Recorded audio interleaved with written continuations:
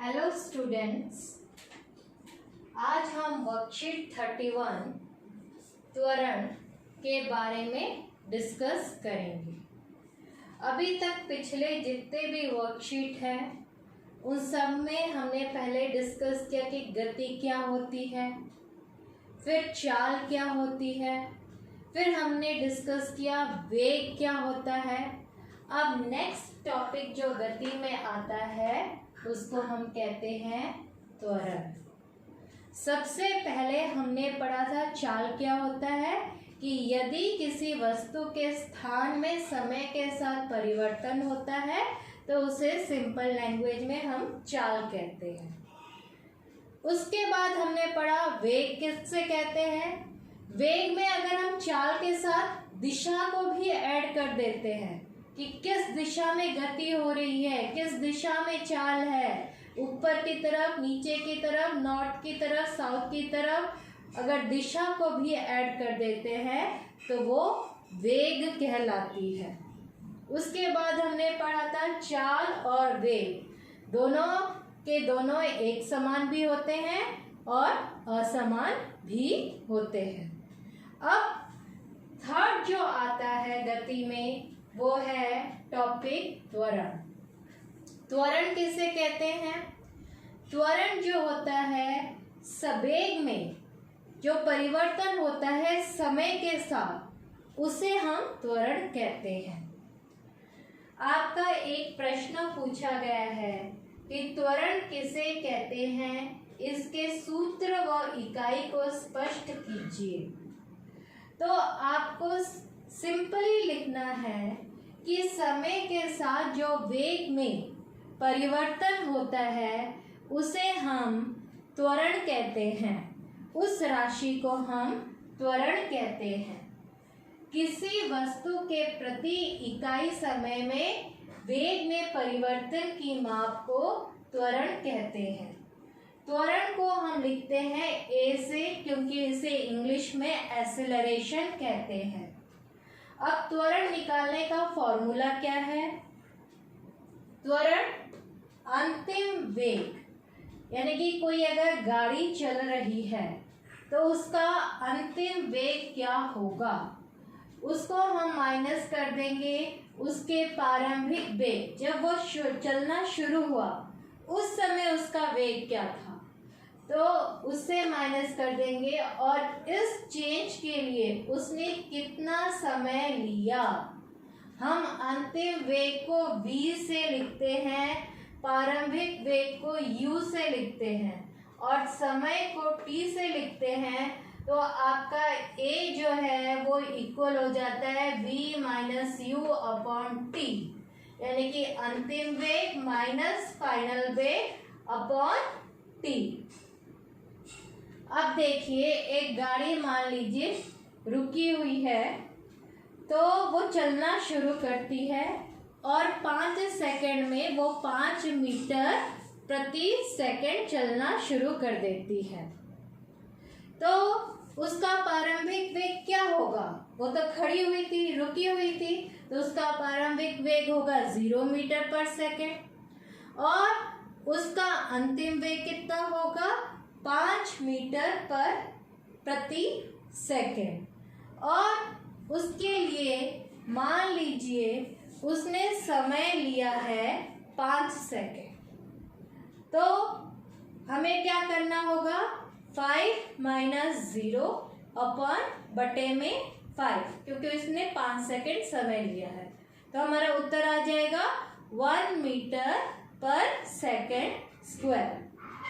अब है कि इसकी एसआई मात्रक क्या है त्वरण का? त्वरण का एसआई मात्रक होता है मीटर पर सेकंड स्क्वायर। अब ये कैसे आया? ये है मीटर पर सेकंड, ये भी है मीटर पर सेकंड, क्योंकि वेग का मात्रक है मीटर पर सेकंड और समय का भी सेकंड है। तो इसको हम माइनस जो करेंगे उसका उत्तर होगा मीटर पर सेकंड और यहाँ पर भी सेकंड है, तो मीटर पर सेकंड स्क्वायर, जिसको हम ऐसे लिख सकते हैं। अगर हम सेकंड स्क्वायर को ऊपर ले जाएंगे तो यहाँ पर माइनस का निशान आ जाएगा। तो ऐसे करके हमने इसका SI मात्रा निकाला है। तो फाइनली त्वरण क्या होता है? वेग में परिवर्तन, और वेग में परिवर्तन के लिए उसने कितना समय लिया है। ठीक है। उसके बाद है त्वरण जो है उसको हम दो प्रकार में बांट सकते हैं, एक धनात्मक, एक ऋणात्मक। धनात्मक को प्लस पॉजिटिव साइन से दिखाते हैं और ऋणात्मक को माइनस साइन से दिखाते हैं। ऋणात्मक को हम मंदन भी कहते हैं।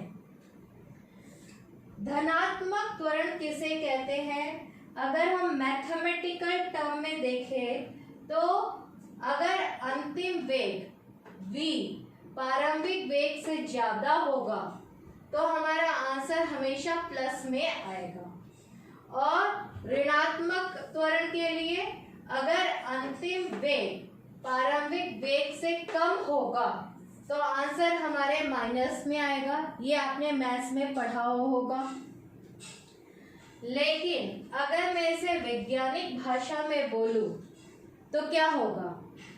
धनात्मक के लिए एक रुकी हुई बस चलना शुरू कर देती है तो उसका त्वरण जो है हमेशा प्लस में आएगा। उदाहरण के लिए लीजिए कि अगर उसने रुकी हुई थी तो उसका प्रारंभिक वेग 0 मीटर पर सेकेंड था। वो मान लीजिए चलना उसने शुरू किया और उसकी वेग हो गई 5 मीटर पर सेकेंड और उसके लिए उसने समय लिया 2 सेकेंड।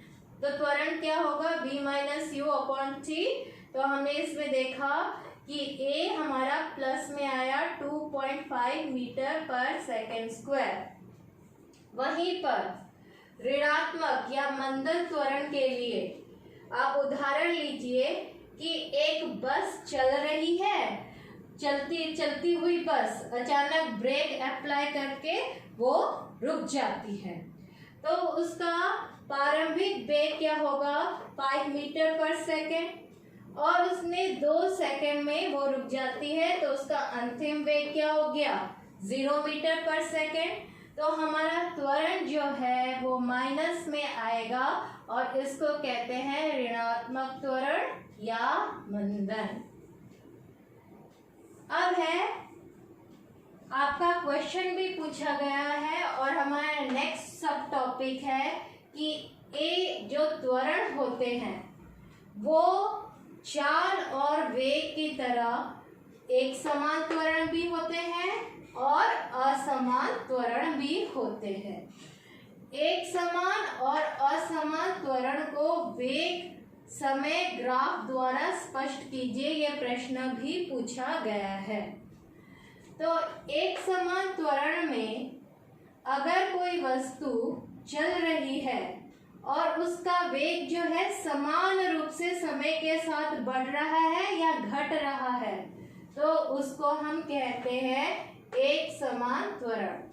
अगर आप देखोगे ये ग्राफ बनाया हुआ है, 1 सेकेंड में पहले तो ये 4 मीटर चला, फिर 2 सेकेंड में फिर वो चला 8 मीटर, फिर 3 सेकेंड में वो चला 12 मीटर और 4 सेकेंड में चला 16 मीटर।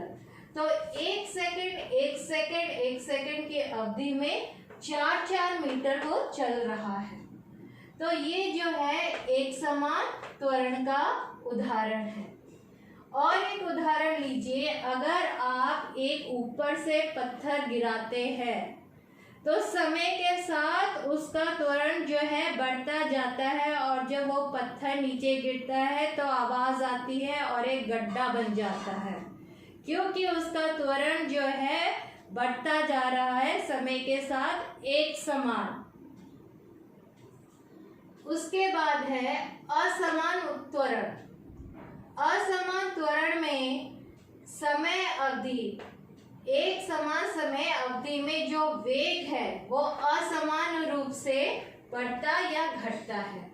देखिए यहाँ पर वो 1 सेकेंड में चल रहा है 9 के पास, फिर 2 सेकेंड में वो पहुंच गया 24 के पास, 3 सेकेंड में वो पहुंच रहा है 40 के पास। तो यहाँ पर समय एक एक सेकंड बढ़ रहा है, लेकिन उस हिसाब से मीटर जो है वो अलग अलग बढ़ रहे हैं। तो ये दिखा रहा है और यहाँ पर थोड़ा सा घटना भी हो रहा है, तो ये असमान त्वरण को दिखाता है। इसका उदाहरण सबसे अच्छा उदाहरण है कि कोई भी वाहन अगर एक लंबी दूरी के रास्ते में जा रहा है तो वो हमेशा तो एक समान वेग से नहीं चल पाएगा। कभी वो ट्रैफिक लाइट आती है तो रुकेगा, भीड़ है, बाजार है तो भी रुकेगा, और जब पूरा खाली रास्ता है तो वो पूरे स्पीड से भगाएगा। तो ये जो उदाहरण है वो असमान त्वरण को स्पष्ट करता है।